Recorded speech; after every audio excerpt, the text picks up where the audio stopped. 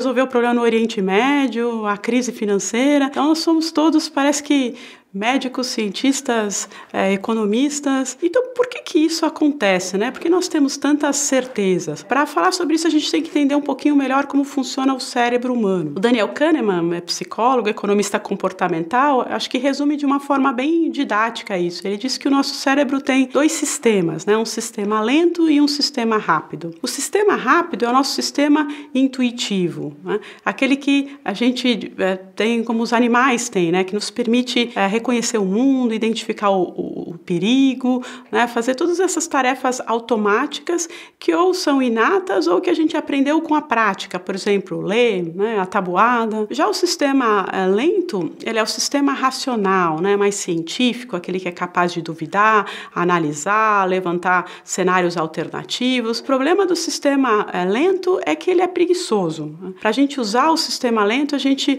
precisa pagar numa moeda que é a atenção. O termo em inglês pay attention mostra bem isso, né? A moeda para que você faça o sistema funcionar é que você precisa querer e dedicar atenção para que isso aconteça. O problema todo é que o nosso sistema lento, ele está sempre funcionando, ele não pode ser desligado, ele é como um software que fica lá rodando em segundo plano no seu computador. E aí sempre que você lê uma notícia ou vê algum evento, o seu sistema intuitivo vai vir com uma solução, né? Ele vai formar uma opinião sobre aquilo. O problema é que o nosso sistema lento, ele tem algumas características, né? A primeira é que ele é um bom contador de história, ele adora um caso, assim, né? E as histórias que ele gosta têm algumas características específicas. Então, a primeira é que elas são histórias, em geral, mais concretas do que abstratas. Elas são histórias em que tem, assim, o bem e o mal, um vilão e um herói. E o nosso sistema intuitivo, ele odeia também a ambiguidade, né? Então, sempre que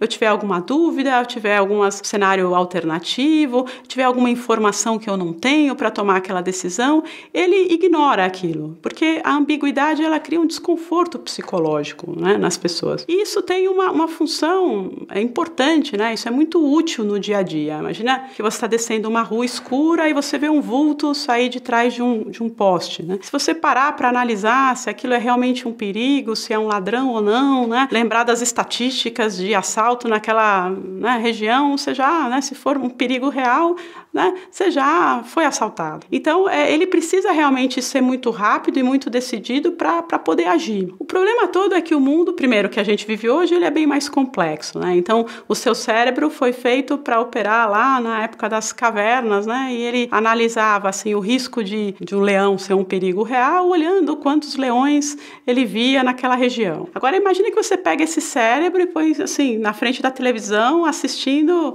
Animal Channel, né? Então, quando a gente vê notícias, né, quando a gente vê filmes, toda aquela informação no nosso cérebro, né, eu não consigo diferenciar bem o que é a realidade, informação útil para eu tomar decisão, o que é ficção, o que não cabe. E aí que vale sempre um alerta, né? Nossa mente, ela é particularmente sensível a essas teorias, né, essas teorias da conspiração, essas histórias que parecem fazer sentido, né, que tem uma certa narrativa do bem, do mal, do certo, do errado, e muitas vezes a nossa cabeça, ela é incapaz de manter, né, ou de levantar aquela lebre que, puxa, talvez não seja bem assim, talvez tenha essa outra explicação, né, porque o nosso sistema rápido, ele vai eliminar essa ambiguidade. Então, eu acho que vale sempre lembrar, né, que nossa mente, ela funciona, ou pelo menos o nosso sistema intuitivo funciona como uma pseudológica, né, a pseudológica do se parece verdade né? Então, e a chave para a ciência, né, para o conhecimento, é sempre duvidar, né, levantar as alternativas, ver as informações que a gente tem. Então, nem sempre aquilo que é o mais plausível, aquela história mais bem contada, é a realidade. E acho que isso é uma coisa que a gente tem que lembrar nesse novo contexto de muita informação, de diversas formas, em que a gente está formando opiniões, às vezes muito contundentes, né, sobre áreas e situações em que, na verdade, a gente não tem informação necessária para decidir. Então,